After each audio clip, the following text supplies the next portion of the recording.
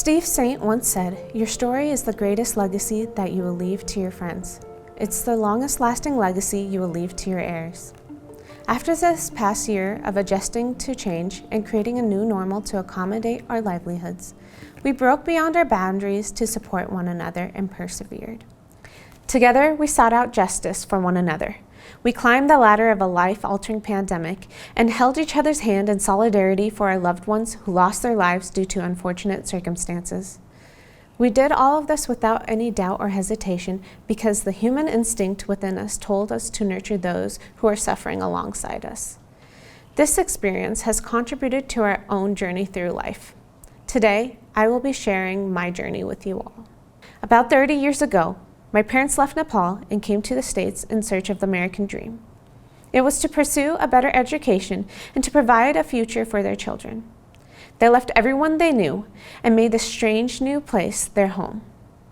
Unfortunately, the rules for attending school were completely different back then, causing unattainability for the right to an education. Instead of working towards their dream career, they worked hard and tirelessly in order to provide stability for my siblings and me. We were too young to understand this concept. We couldn't figure out why our classmates got to spend time with their parents, why they got to do all kinds of activities as a family, even when their parents also had jobs. We couldn't understand why it was different, and we gave them a hard time about it.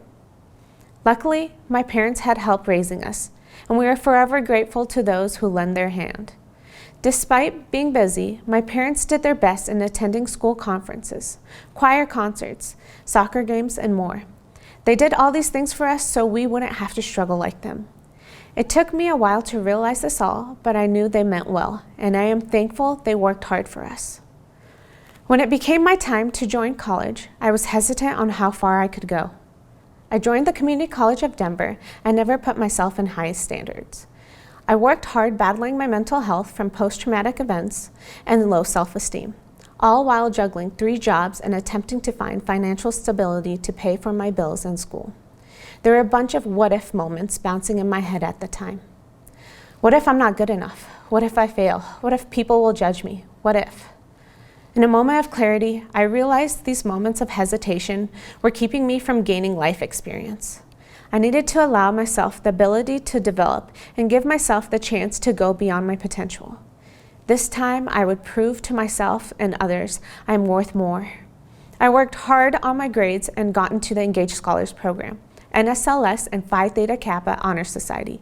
In Phi Theta Kappa, I became a chapter officer, a regional president of Colorado and Wyoming, and then finally a semifinalist for international vice president for Division 4. I have never given myself credit for all I've accomplished, even through my struggles. But now I am. I am proud to say I am an honor student. I am a survivor. I am my own legacy, and most importantly, I am human. I would like to take the time to thank the CCD faculty, Professors Nick Morris, William Ashcraft, and Brian Weaver, the care team in Phoenix Center of Auraria, and finally, my regional coordinator, David Seguenza of Pueblo Community College, for lending me their ears and unconditional support.